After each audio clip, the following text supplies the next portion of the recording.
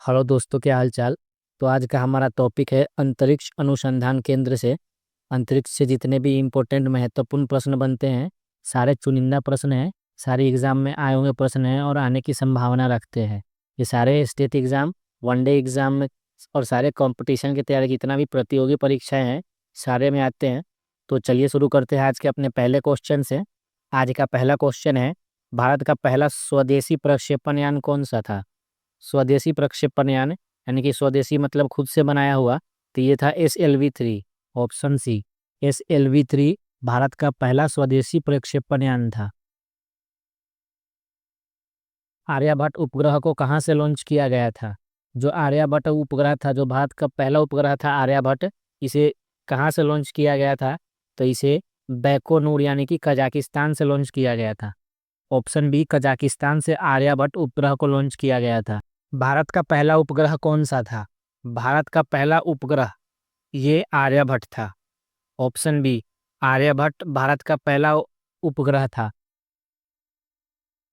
भारतीय अंतरिक्ष कार्यक्रम के जनक कौन है। जनक बोले तो पिता। अंतरिक्ष का जो भारत का अंतरिक्ष कार्यक्रम है, उसके पिता कौन है। तो उसके पिता है doctor Vikram Sarabhai. Option B, doctor Vikram Sarabhai भारतीय अंतरिक्ष कार्यक्रम के जनक थे। भारतीय अंतरिक्ष अनुसंधान संगठन, जिसे इसरो बोला जाता है, इंडियन स्पेस रिसर्च ऑर्गेनाइजेशन की स्थापना कब हुई थी। तो ये 1969 में हुई थी। ऑप्शन बी में 1969 में इसरो की स्थापना हुई थी। भारतीय अंतरिक्ष अनुसंधान संगठन यानी कि इसरो की स्थापना कब हुई थी। ये क्वेश्चन दो बार आ गया है। तो इसरो की स्थापना 1969 में हुई थी। ऑप्शन बी है 1969। PSLV का पूर्ण रूप क्या है। जो PSLV है, इसका फुल फॉर्म क्या है, पूर्ण रूप। तो इसका पूर्ण रूप है polar satellite launch vehicle. Polar satellite launch vehicle, जो ध्रुवीय पर जाते हैं, जो आसमान में जाते हैं, उसको लॉन्च करने वाला vehicle, polar satellite launch vehicle. Option A इस क्वेश्चन का सही जवाब हो जाएगा। श्रीहरिकोटा में सतीश धवन अंतरिक्ष केंद्र की स्थापना कब हुई थी। सतीश धवन अंतरिक्ष केंद्र की स्थापना ये 1971 में हुई थी। ऑप्शन बी, 1971 में। अगला क्वेश्चन है, भारत का पहला रिमोट सेंसिंग उपग्रह कौन सा था। भारत का पहला रिमोट सेंसिंग उपग्रह ये भास्कर 1 था। ऑप्शन ए इस क्वेश्चन का सही जवाब हो जाएगा। भास्कर 1 भारत का पहला रिमोट सेंसिंग उपग्रह था।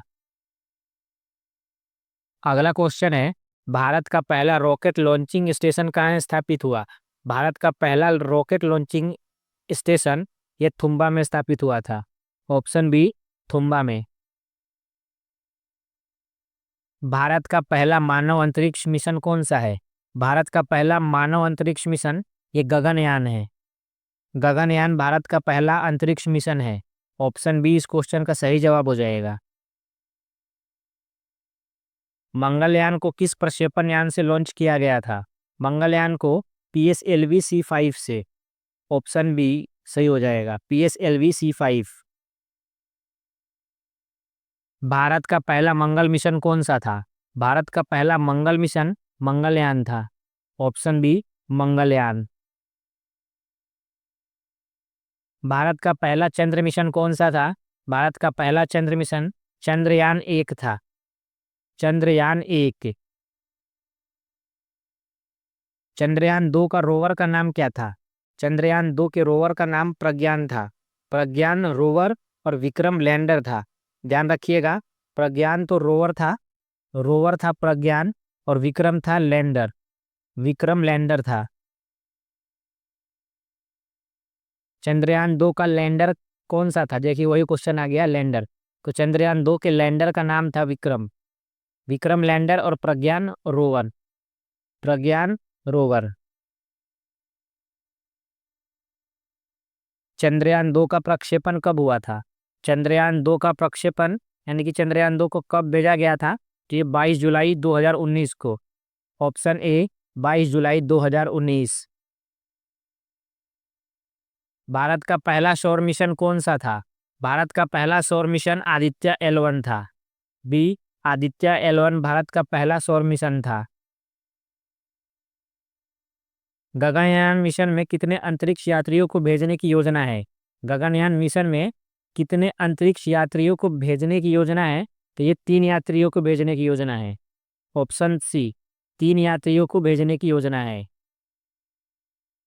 NAVIC प्रणाली में कितने उपग्रह है? NAVIC प्रणाली में कुल 7 उपग्रह है। ऑप्शन बी 7 उपग्रह है, 7।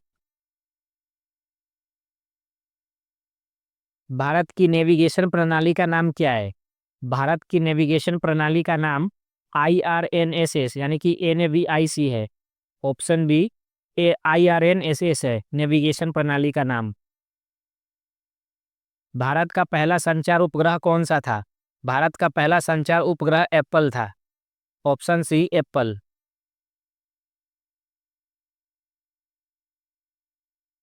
चंद्रयान 3 को किस प्रक्षेपण यान से लॉन्च किया गया था?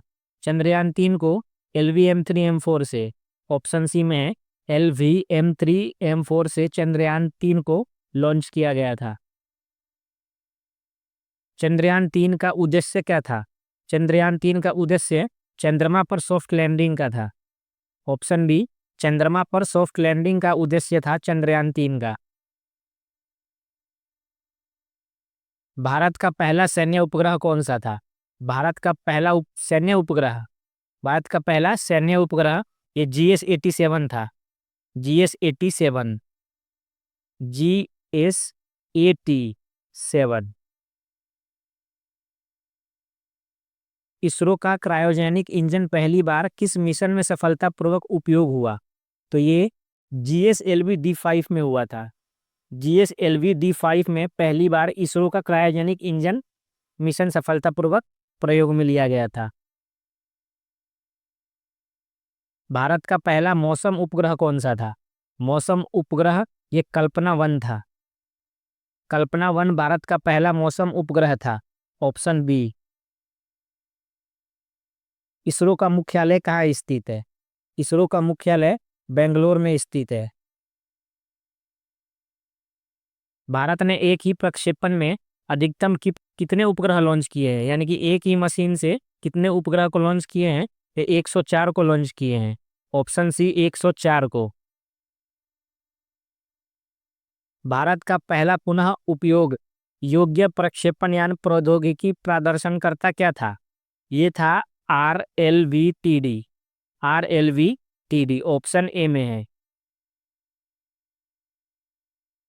भारत का पहला निजी क्षेत्र का रॉकेट कौन सा था? भारत का पहला निजी क्षेत्र का रॉकेट विक्रम एस था। ए बी, विक्रम एस भारत का पहला निजी क्षेत्र का रॉकेट था।